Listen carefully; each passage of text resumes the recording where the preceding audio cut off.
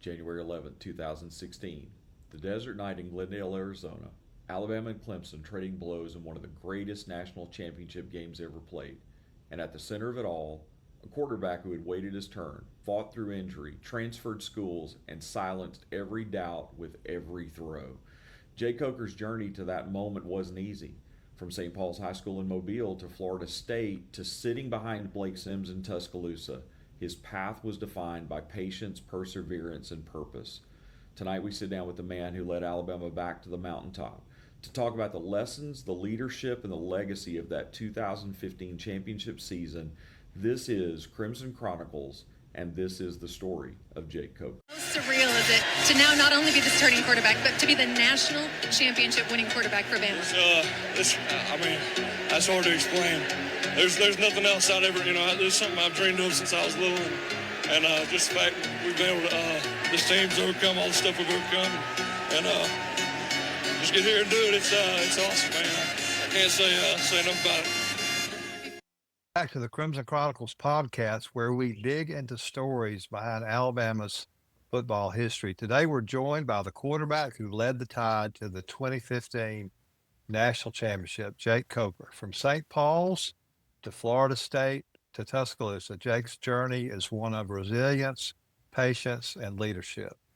Jake, it's great to have you with us today. Guys, thank y'all for having me. I always enjoy talking Alabama football and Alabama football history. So, Good. I'm looking forward to it. Well, with your 10-year reunion of the 2015 team coming up, you are now history. Okay. So, That's right. and That was the most unkind thing I've heard said in a while. So that was good. but that's just the way it goes. 10-year reunion this weekend for the Tennessee game, and congratulations on your being honorary captain. I know everyone will be glad to see you. But let's get back to growing up. You grew up an Alabama fan and a Nick Saban fan, yet you signed with Florida State, even though E.J. Manuel and Jameis Winston were already there. Tell us about your recruiting process from St. Paul's in Mobile to Tallahassee. So, well, Jameis he was in the class below me. So, Okay. yeah, when I got there, we had Manuel, Clint Trickett, another guy named Will Secor, and then Sean McGuire and Jameis Winston came after me. And the last part of the question, you wanted to hear kind of the recruiting story and why Florida State. When I was coming out of high school, I didn't get a bunch of offers as a junior or going into my junior year. My first offer was actually Arkansas from Hugh Freeze and Tyler Siskey. I know a lot of people know Tyler Siskey at Alabama and Ole Miss and his podcast now. Got my first offer from them the summer going into my senior year, which back then had gotten really late, and now that's crazy late, obviously. I had met with Jeremy Pruitt going into that summer, and Jeremy told me that they had enough quarterbacks. They weren't taking one that year. I loved Alabama growing up, was a huge Alabama fan. Obviously, a dream of mine to go and play there. When he told me that, it kind of made me mad, kind of shutting down that option right from the start. And I go around from school to school, camps all over the place. I went to Ole Miss first. I thought I was going to get an offer from them. Did not get one from them. Mississippi, thought I'd get one there. Didn't get one there. On the way back from Mississippi State, I was supposed to be going to an Alabama camp. And I remember when I didn't get that offer from Ole Miss, I was pretty disappointed. And my dad was like, all right, we headed to Tuscaloosa. And I was like, nah, they're not taking one anyway. So the next camp I went to was Florida State. I had gotten a lot of offers. I had seen him at some of my high school practices. And I went out there and threw the ball for like an hour and a half, went through a workout and was like, hey, Jimbo was in his office, and I'm kind of freaking out, wondering what's going to happen, and get up there, and he offered me a scholarship after seeing me throw for an hour and a half. And he told me, he said, now look, every quarterback that I offer, Nick Saban offers right after I do. So he goes, I didn't expect that in the next couple of days, Coach Saban's going to give you an offer, and he goes, just remember who offered first. I was in college from Coach Saban, and the offer came through, and I just felt like Jimbo, he reached out to me and gave me that offer and put his neck out there, and that meant a lot to me. And I committed to Florida State. I can't lie, there were a lot of times during my commitment that I really wanted to visit Alabama, and there's a whole nother story to that. But I had a lot of kids commit. That wasn't something I believed in. Tell somebody that you're coming, and then you need to go. And I stayed firm in that. And I love Florida State. I had a blast there. A lot of my old Florida State teammates are still some of my best friends. It was a great place to go to school. And when Jameis came in after me, he won the starting job. It was back then you had to graduate to leave and be eligible the next year. So I went ahead and graduated in 3 years and went to Alabama, and it all ultimately ended up working out. Yeah. Well, you and AJ McCarron, who was a couple of years ahead of you at St. Paul's, had been teammates. Did you consult with AJ when you transferred to Alabama, because he had already been there and he knew the whole system and program? Did you and AJ talk about that decision of yours to transfer? No, I mean, not really, not really. I mean, look, I've known AJ for a long time, and love seeing AJ and appreciate AJ, but that was one of those where, I remember Coach Freeze called me after I, made the announcement that I was leaving Florida State. And I mean, I told Coach Freeze right off the bat that, I mean, I'm going to Alabama. That's, I've got the offer. That's where I want to go. I really don't care what the circumstances are. I've wanted to go there my whole life, and this is an opportunity where I feel like it's perfect timing. I'm curious, making the decision to transfer, you came in, you ultimately ended up spending a season sitting behind Blake Sims, and we're watching a story very similar to that play out right now, and something that I feel like has kind of an echo of your career arc and what we're seeing with Ty Simpson. Coming in, sitting for a time, watching, learning the system, all those sorts of things. From your experience, are there hidden advantages to being in that circumstance? And how does that kind of patience really shape you as a quarterback, both mentally and physically? Yeah, I've said for years, Ty, especially last year, Ty not transferring. I mean, you just don't see that anymore nowadays. My situation where you've got a guy that comes in that's younger than you and is named the starter. I mean, you just never know that circumstance. And at that point, by the time my last year at Florida State was over, really before then, my teammates were asking me where I was going. Coaches towards the end, they knew that it was coming. It was no shock or surprise. And I think it's gotten with NIL and obviously the transfer portal, I think college football's, while I think players should be able to make money, I don't think it's done the right way. And it's gotten too commercialized where the relationships don't matter as much, in my opinion. An outsider looking in, it means a lot to come through a program to know everybody and very closely, from training staff to nutrition staff, all the coaches, all the support staff. And I think that's really important, especially as a quarterback. And I think Ty's done that. It sounds like everybody loves Ty around that building. To be the team leader and also be that close with everybody around you in the building and be able to uplift all your teammates around you. There's nobody younger than you that's going to take your spot, because he solidified himself as the backup over the years. I mean, I think if he goes somewhere else and he doesn't have that time to grow within the program, it's hard to replicate the way he's performed. You look at Nico, I mean, with Nico, from Tennessee. I know, poor guy, and I know I'm sure that a lot of outside factors played in leaving. But he had it made there, man. I mean, been there into his 8 year starting. Those all the people. I just don't see how you could look at LA and say that, what, I'm better off there than I am at Tennessee. And I think he may have made a couple 100,000 more in UCLA, maybe. I don't know. Even if he's making $1 million more, that move's not worth it to me. bouncing around new places, new offenses. You don't really know the personnel around you. It's just Yeah.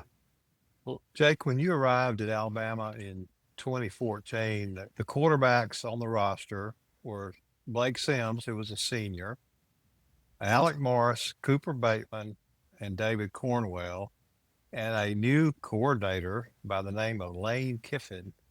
If I'd been a fly on the wall in that quarterback room and on the practice field during the preseason, what would I have seen?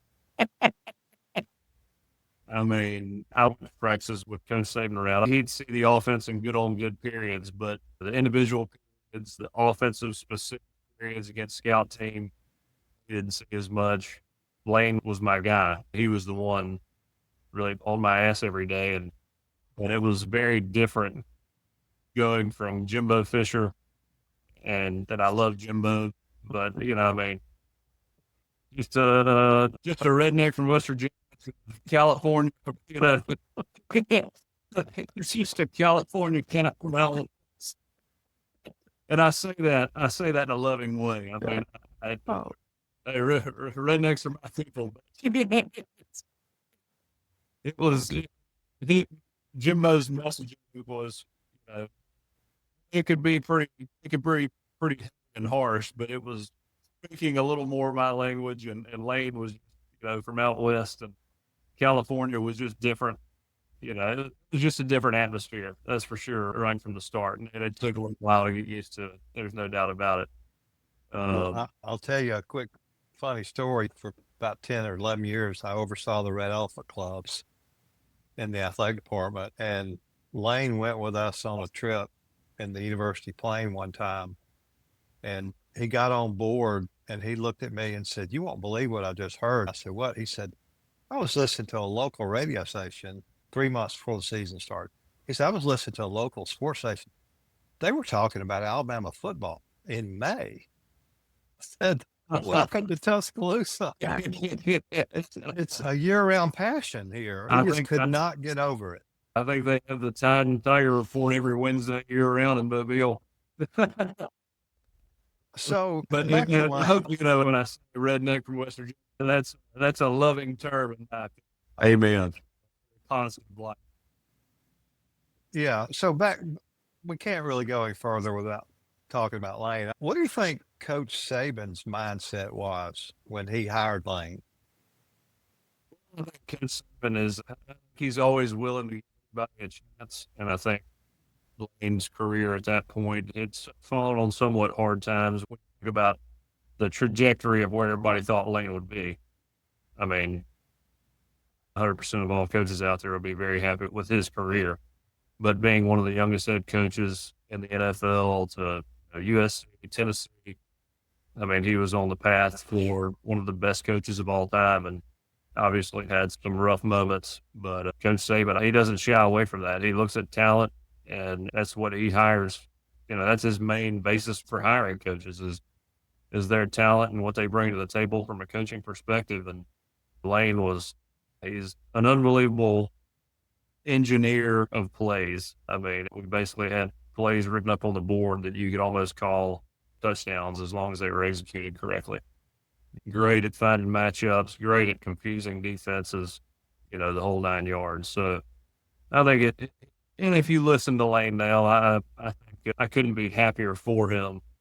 I haven't seen the documentary or anything. I've seen a few clips of him on podcasts, but he sounds like he's found a home in Oxford. Sounds like he's really, he used to make fun of the South a lot when I was at Alabama.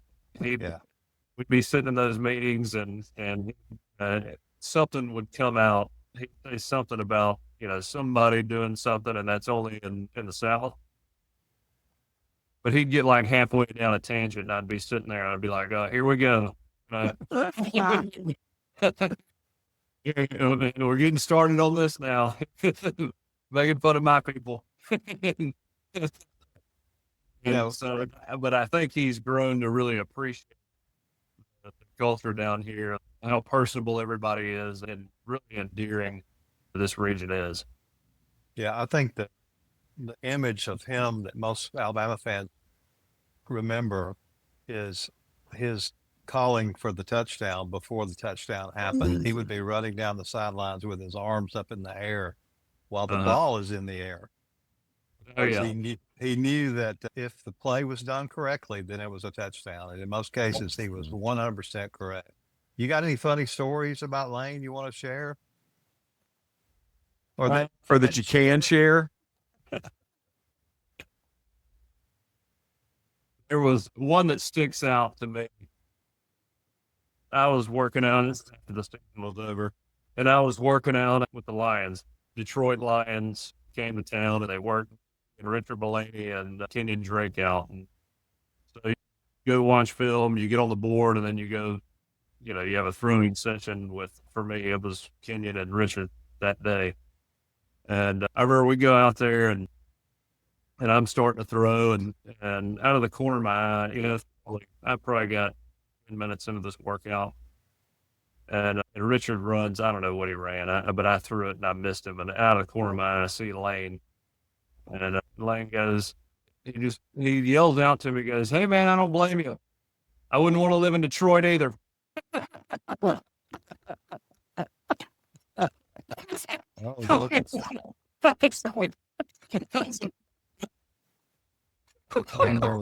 the quarterback's like, really? But that was Lane, man. He just said whatever he thought. It was pretty fun.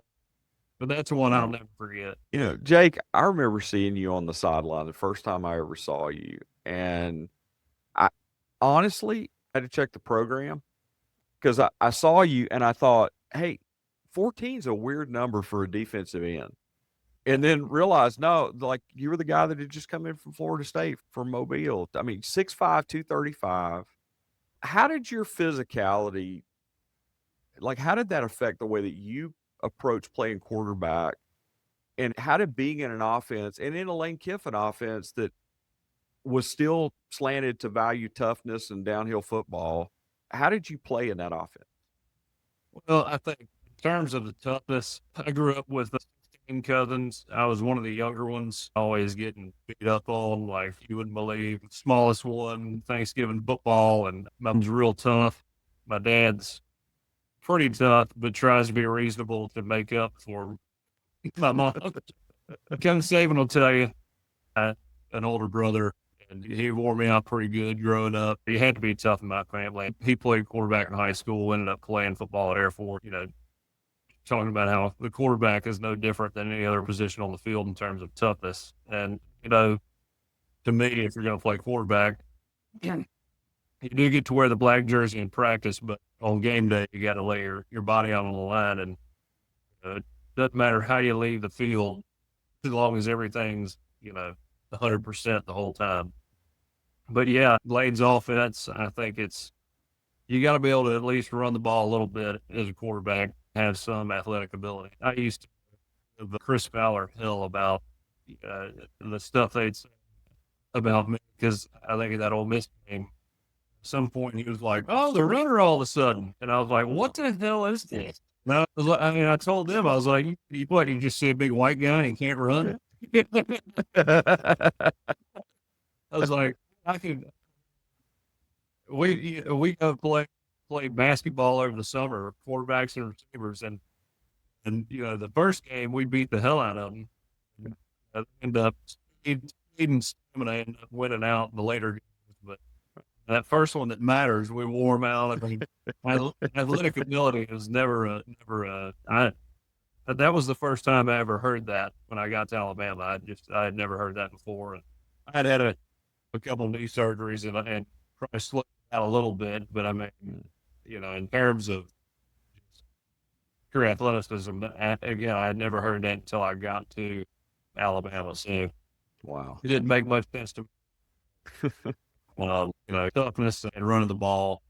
And again, I mean, like you said, I'm 6'5", was 240, and, for the most part, bigger than most of the guys trying to tackle me outside of them. Well, so I'm interested, talked about playing for Jimbo Fisher. You talk about playing for Lane.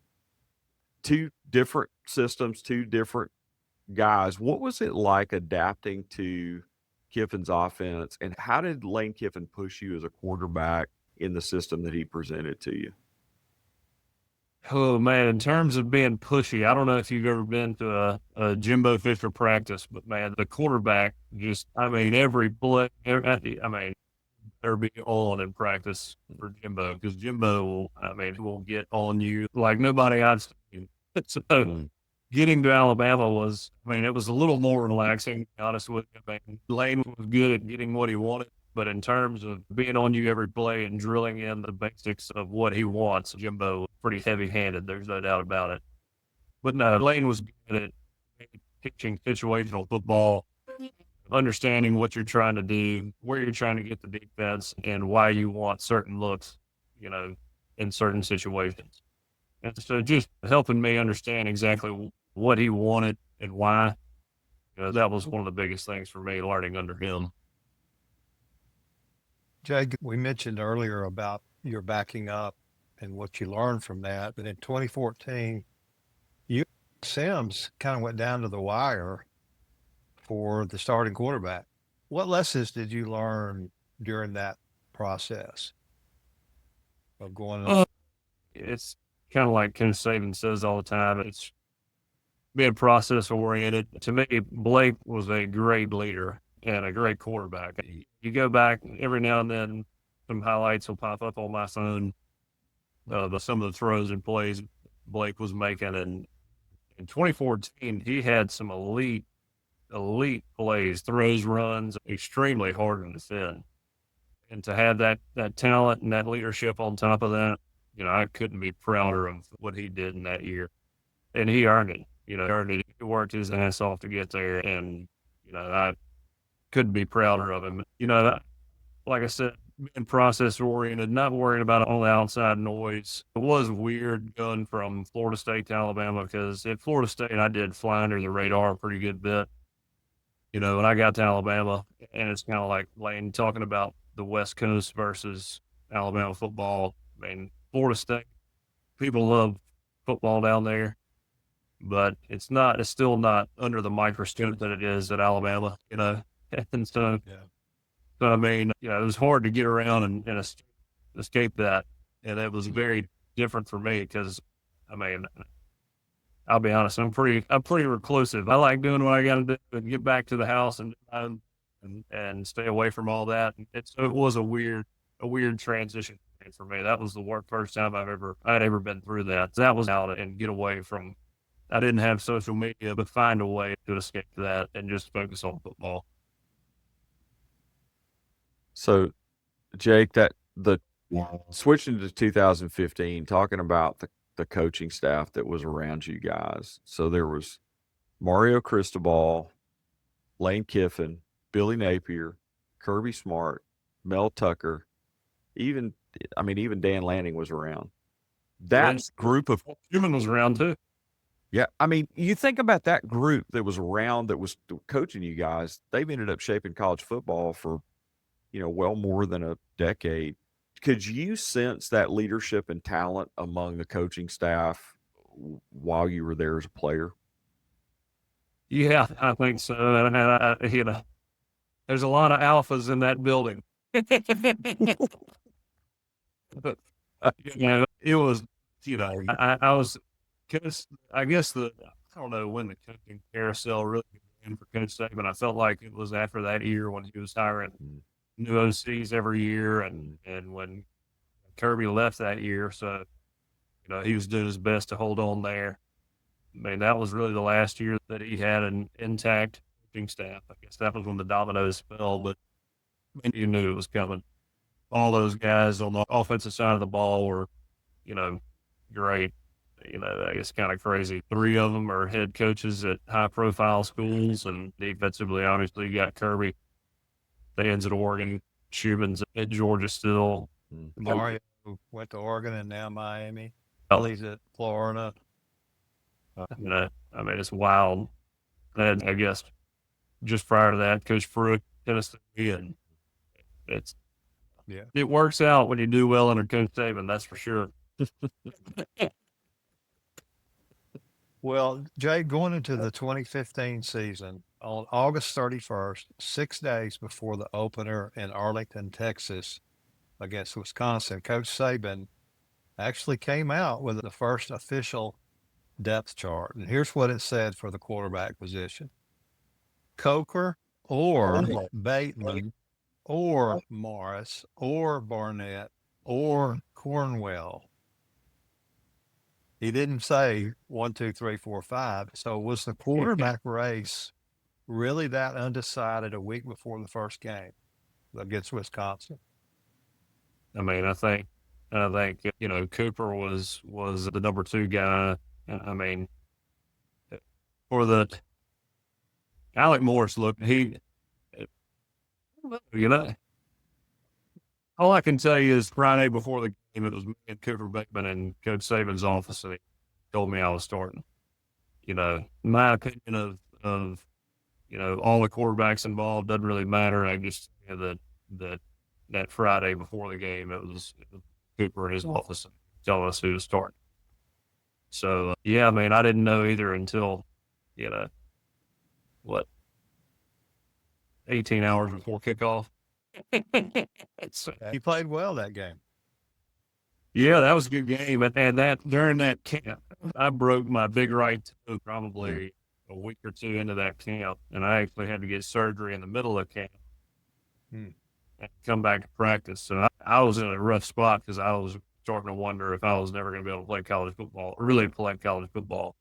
Because I always had that internal confidence that I would start, but when I broke my toe, I was really, really scared I was never going to have that opportunity to play or start.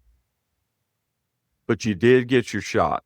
And I'm curious, like, what was your internal thought process about how you earned their trust? And can you point to some moments during that season when you really knew that the team had rallied behind you and that you were really in the position of leadership to lead this team to a national championship? I mean, I felt like I had a pretty good general trust from the team, prior to starting, but nobody really knows who you are until you play. And I'm not a rah-rah guy. I can't stand when guys get up there and make speeches and they haven't done a damn thing on the field. I mean, that wasn't going to be me during the offseason. I don't know, I'll break it down and say a few things to a couple guys, but I mean, if somebody's half-assed and, say something to them just because that's what you do. But, being some, loudmouth, leader who hasn't done anything on the field, that's just not me. I'll start saying stuff that when I get on the field now, I prove that I'm the guy. And I knew that when I got on the field and got my opportunity to play with physicality and toughness, that guys would at least expect it. Now, play as physical as you want, that doesn't mean you're going to complete balls and throw touchdowns and be that guy. So, I think the Wisconsin came in and played pretty well. There was not a moment in that game where there was a breakaway. He's the guy. We played in Middle Tennessee the next week, and that was kind of an odd week. Still not determined who the starter was, and then Ole Miss, same deal. Where that week of practice was pretty weird. We were swapping in and out, and it was kind of all over the place. But when they started Cooper against Ole Miss, and then I got put in the last drive of the first half, I was livid. I mean, I was just through the roof angry.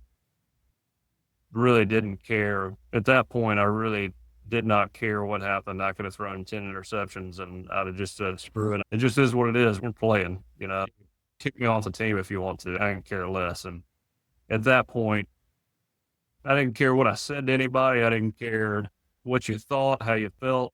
If I didn't like it, I was going to say it, and I was going to yell it in your face. That was my mentality throughout that game. And I think that's when everybody was kind of like, okay, we got somebody who can go out there and play, lead this team throughout the season. I know the guys love the physical runs and taking hits, throwing the ball and get the ball out when you're going to get hit and all that stuff.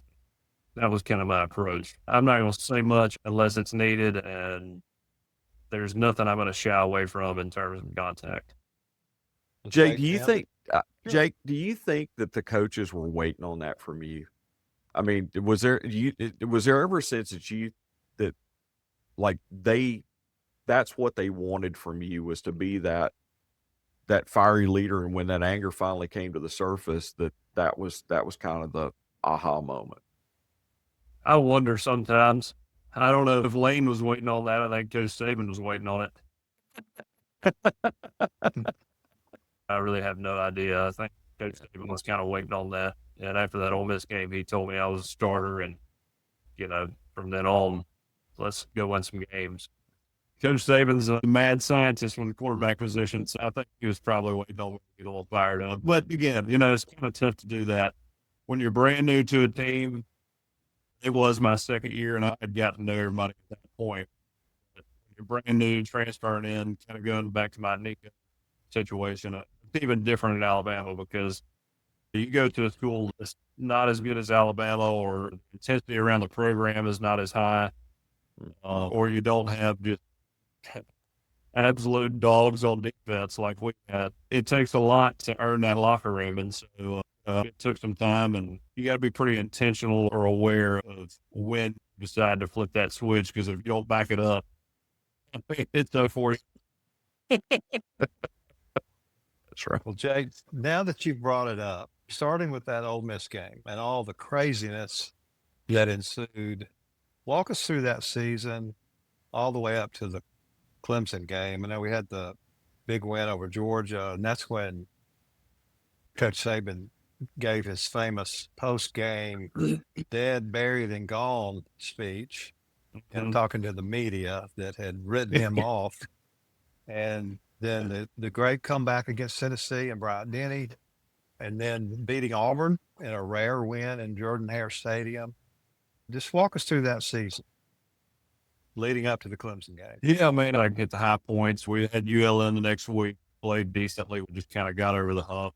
I believe it was Georgia next, and the rain, where a tropical storm was blowing through. I just remember it was really wet, but thank goodness we got one dry half to throw the ball. And I remember going out there before the game started and warming up. I was throwing as Chris Black, and I remember looking at the opposite tunnel, and I see the Georgia players bouncing around over there, and I realized they were around our team. And I just stood there, and I was like, man, they have no idea what they've just done. My recommendation for Georgia, really, to be honest, my recommendation for Georgia playing Alabama at home is not allow any fans in the stands anymore. Just create a practice environment and don't off.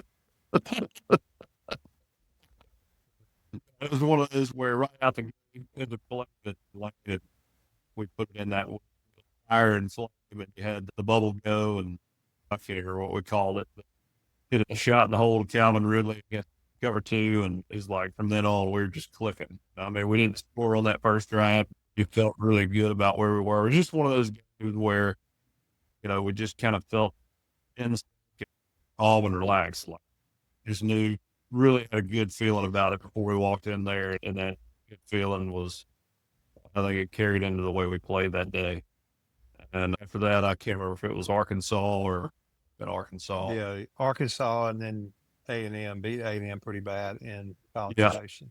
It had a split start to that Arkansas, and finally Calvin on one of those plays. It was one of those double moves, like up the steam. And I remember before that game started, a list of plays up there, and he's like, all right, which one? All the quarterbacks had to play that was going to score the touchdown, and I picked that play.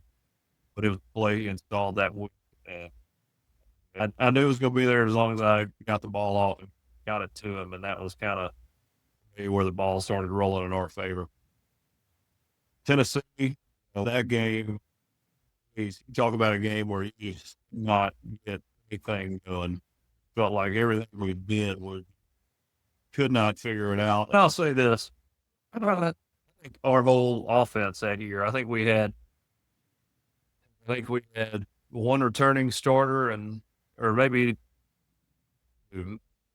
Well, there were 9 new starters. It was Cam and Ryan Kelly, and the rest were, we had 9 new starters, and Robert Foster I had been with for a year. he went down the Ole Miss game, and so Calvin was a true freshman out there and all those plays. You talk about something that's hard to do. I mean, that guy came in, got thrown in the fire early, and just had to figure it out. And by the end of the season, he was running everything with precision. He became a leader. Just a lot of things to get over at that point in college football. Lane was really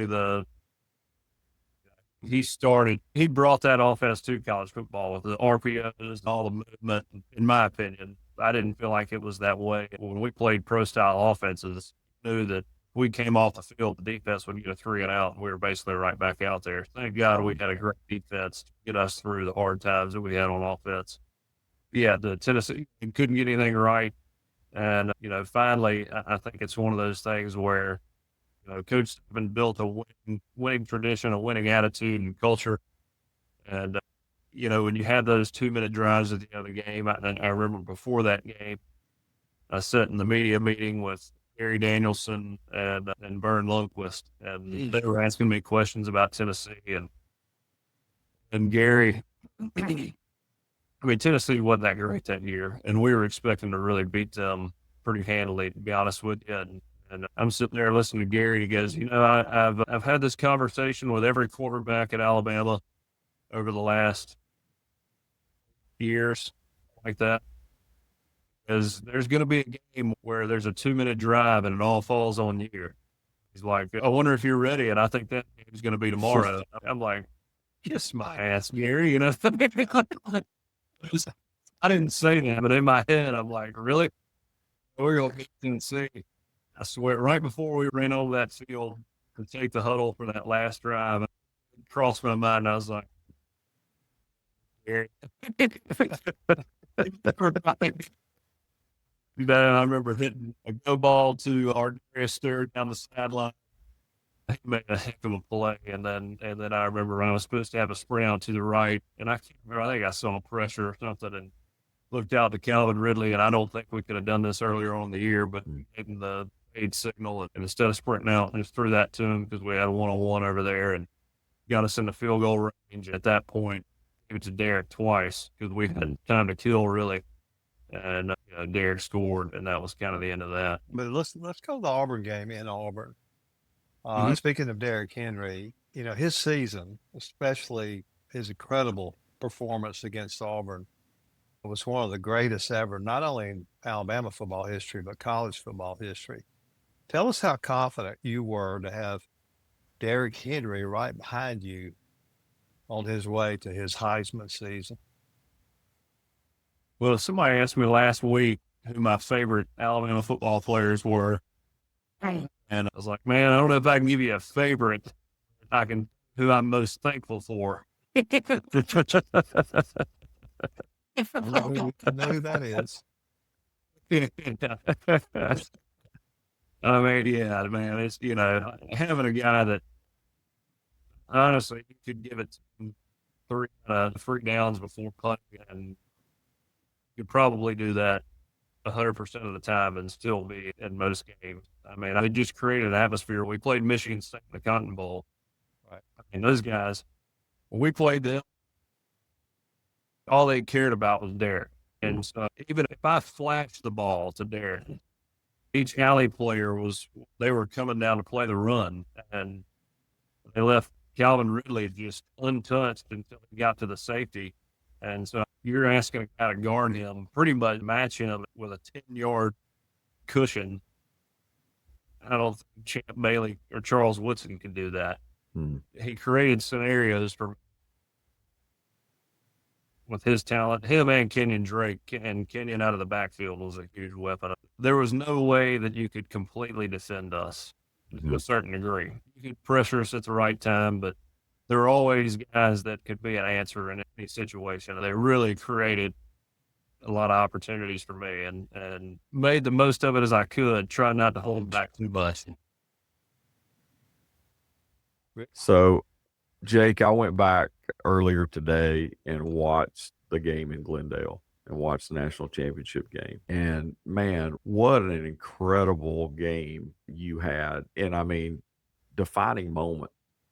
What was going through your mind in that fourth quarter? And as you think back on that night, what are the big things that stand out for you? Well, there was a moment, you know, in my head, and when you play for Coach Saban, especially in the era I played, I think he changed that mentality a little bit with Bryce and but in his mind, I mean, he didn't want you to make any mistakes or get too creative back there. Just don't create negative plays as a quarterback and just get it to the playmakers and be very conservative, play in that position. And I probably did that too much, to be honest with you.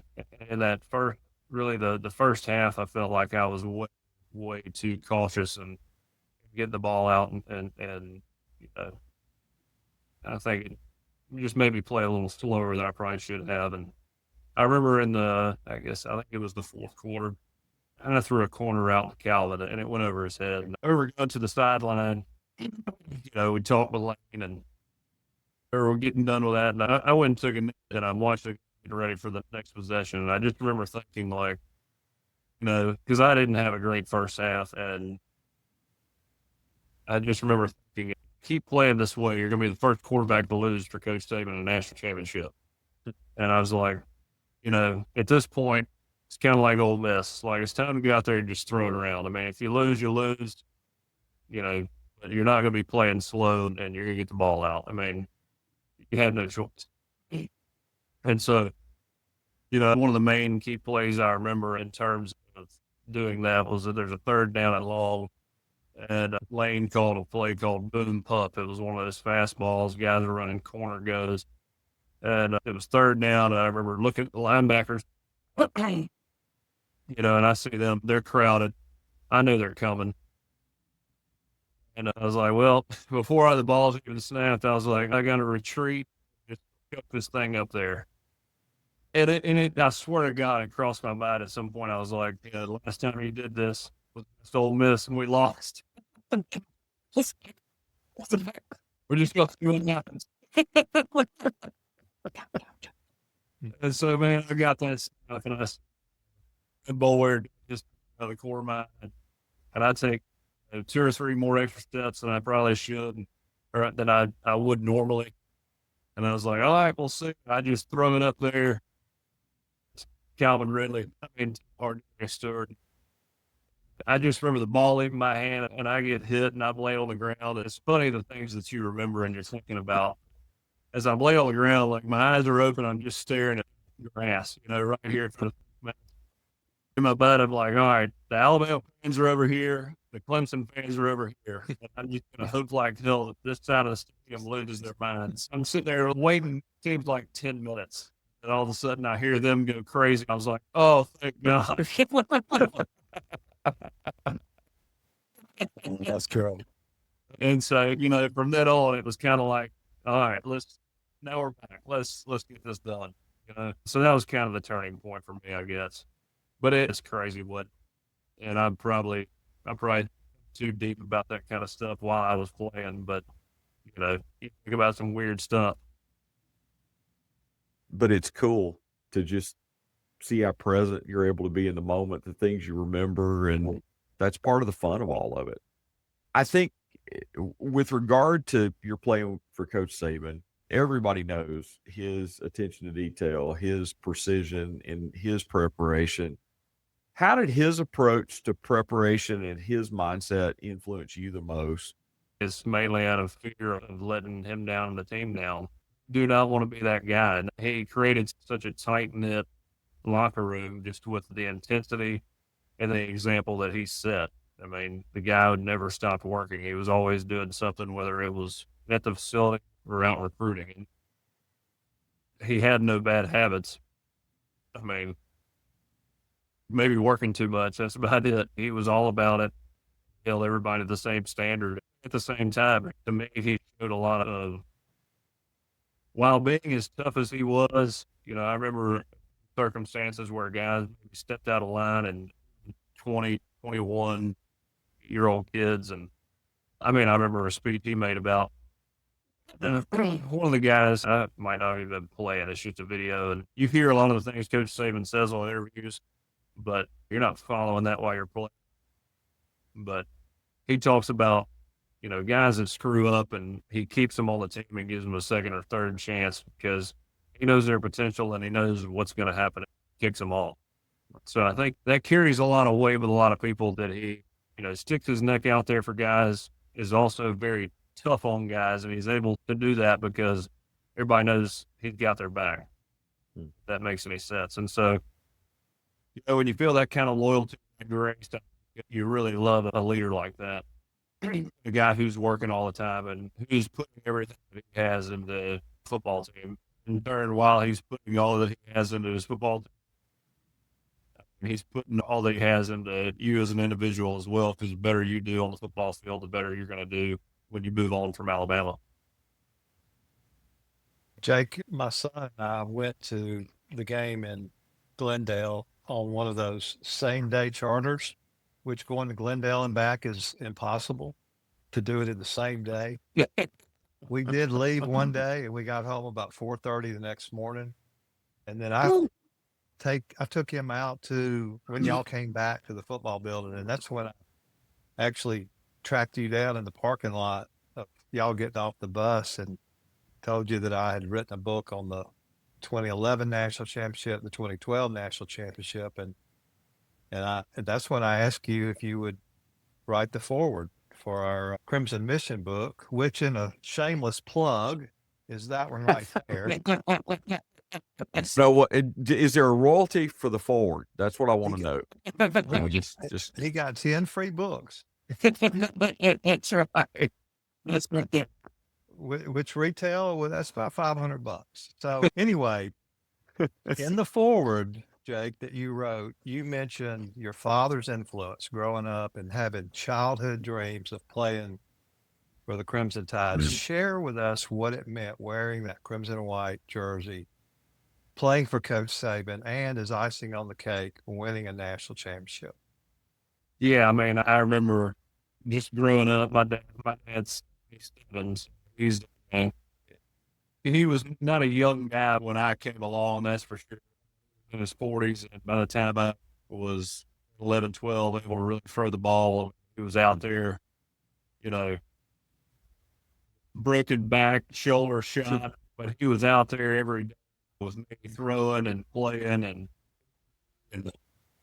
my stepdad, my brother, cousins, but I had so many people in my life that did all that they could to help me not only play in high school and help me there, but get to college, and the support that I had from everyone in my family and my dad. We went to a lot of those camps where we were riding together and just had a great time with him throughout those processes. And, he was always as proud of me when I got my Arkansas State offer as he was when I got my Florida State and Alabama offers. I can tell you that when I was going through all the recruiting processes, we were both looking at each other like, man, I had no idea this is the way this worked.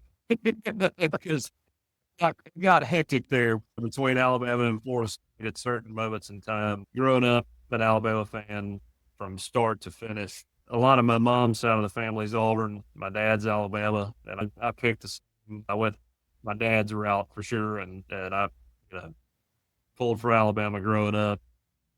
Of course, I had some rough years there when Auburn was carrying the thumb, and they got the thumb. So, when Alabama won when I was real little and I was talking trash, that was another butt whooping I'd get from all my cousins there. I'd be the only one wearing an Alabama jersey. And so I grew up around it, and I love listening to, local radio talking about football, even if it's just noise in the background. I love the culture of it. I love Alabama. I love driving around Alabama, being around the people. To me, I live in Mobile now. There's no other place I'd rather be. I mean, even when I was at Florida State, I had one of my best friends who's from North Alabama who went to Florida State. Alabama would be playing the national championship, and we'd sit there and watch it after our bowl game, and we were kind of like, man, it's kind of hard not to say Roll Tide, but I can't say it.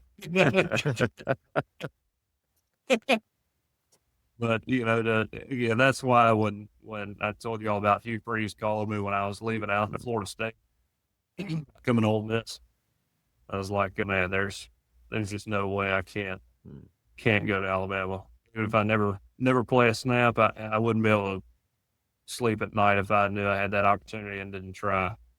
So, to be able to get there, and when we finally won the national championship, and it's still hard to believe. I mean, nothing about me has changed. I just, was lucky enough to win one there, and thankful Coach Saban for letting me have that opportunity. And that was the first thing I did when I got on that stage and they were giving us the trophy. Is found him and just thanked him for letting me play for Alabama, because it was have friendships. I'll always have a lifetime, and this Tennessee reunion, I got Dylan Lee and Richard Millay and Ryan Anderson coming and we're riding back. I can't wait to have an opportunity to hang out with them, joke around, cut up, talk about those old memories. So I don't know. It's still surreal just thinking about it. We got this Daniel Moore over here, and I never thought I'd be in the center of a Daniel Moore print. And nobody will ever take it away from you. I know my daughter's 5, and she's coming up to the reunion with me. I'm taking her out on the field and all that. It's cool. They've asked me to be an honorary captain, and I'm looking forward to that. What I can't wait to see is my 5-year-old kind of starting to understand all that, because she says Roll Tide and she pulls for Alabama, but she still doesn't realize how serious we all are about Alabama or how much we love Alabama. So I think this will be realization that we have some real ties to the university. That's awesome. Well, Jake, you're kind of now on the other side, right? Like, you're a fan, you're doing radio, you've got a job and a family and a life and all of that. And curious to, just as you're looking now from a different point of view about how, like, what do you see that's similar? Maybe what do you see that's different about the way quarterbacks are being developed at Alabama and the program today? What are your impressions? Well, defensively, like I said, I get it. The offense. Offenses have changed so much now. I mean, they've all kind of taken that, to me, that the Lane Kiffin approach, and it's almost impossible to defend. There's too many people to account for now. And so, the old days of, you remember when Coach Saban, when we played a pro-style team back in the day with a quarterback that wasn't very mobile, we were so good from a personnel standpoint that you could not block everybody up front. We were going to get pressure on the quarterback. You weren't going to be able to run the ball unless there was, a screw up on defense, which rarely happened. So it has really changed a lot. And Alabama has hit an absolute gold mine with Ty Simpson. I've been saying it for years. I've always thought he's going to be a great quarterback. He's a coach's son. He's a great kid. I think he loves Alabama, and his teammates love him. He's got all the tools. And as long as you've got Kalen DeBoer and Ryan Grubb there and Nick Sheridan, and we're going to be in good shape. And Austin Mack and Keelan Russell hang around. You have two very good options there. And nowadays, pulling for both of them no matter what school. If either one of them leaves, I pull for them no matter what. I hope they stay. But, nowadays, one of the two is probably going to be gone, but you'll have a really good option in either one. Man, those guys, there's a lot of talent in that room right now. You got to feel really good about either one. Yeah, Jake, you mentioned your 5-year-old daughter, but tell us about your family, what you're doing now. I'm with Gallagher Insurance now out of Mobile. It's the second largest insurance brokerage in the world. And, we can do a lot. There's a lot of tools out there. I know that insurance is very boring to a lot of people, but the people who are in it every day, or at least deal with it, you learn a few things getting this. And we got a lot of help over here. So I'm steady running around, calling on people, meeting people, getting plugged in wherever I can, and just trying to get my kids to for school here in Mobile and up to Alabama and take care of them. And that's kind of my goal. You got 2 girls, did you say? 2 girls. Got to work on that. One's 5. How old is your youngest? 2. She's 2. 2. Wow. Oh yeah. Well, She's just now getting into the princesses. got her Elsa dress on. I make pictures of her all day long. And you're right there doing them with her, right? Yeah. Last night. Those are good times. Well, folks, if you love these behind the scenes stories of the Crimson Tide history, make sure you subscribe to the Crimson Chronicles podcast. We're having a lot of fun and we continue to do so. Come join us on YouTube, follow us on Facebook and Instagram for more exclusive content. This episode is brought to you by Title Towel from Whitwell Sports, the ultimate game day companion for every Alabama fan. Grab one of those towels at whitwellsports.com. Use the code TWO for a discount. They'll be excited to know that we sent you. A special thanks to Yay Alabama, the official NIL collective of the Crimson Tide, for helping fans connect directly to student athletes through shout-outs, experiences, and exclusive content. You can learn more at yay-alabama.com. They put some new membership levels out and have restructured things, and so we hope that if you're not a part, you'll jump in.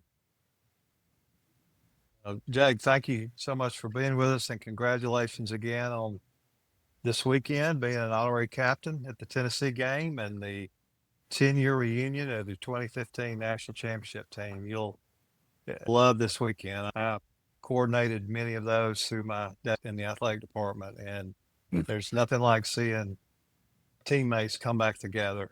And I will see you in the A Club room that morning. Well, I appreciate All it. right.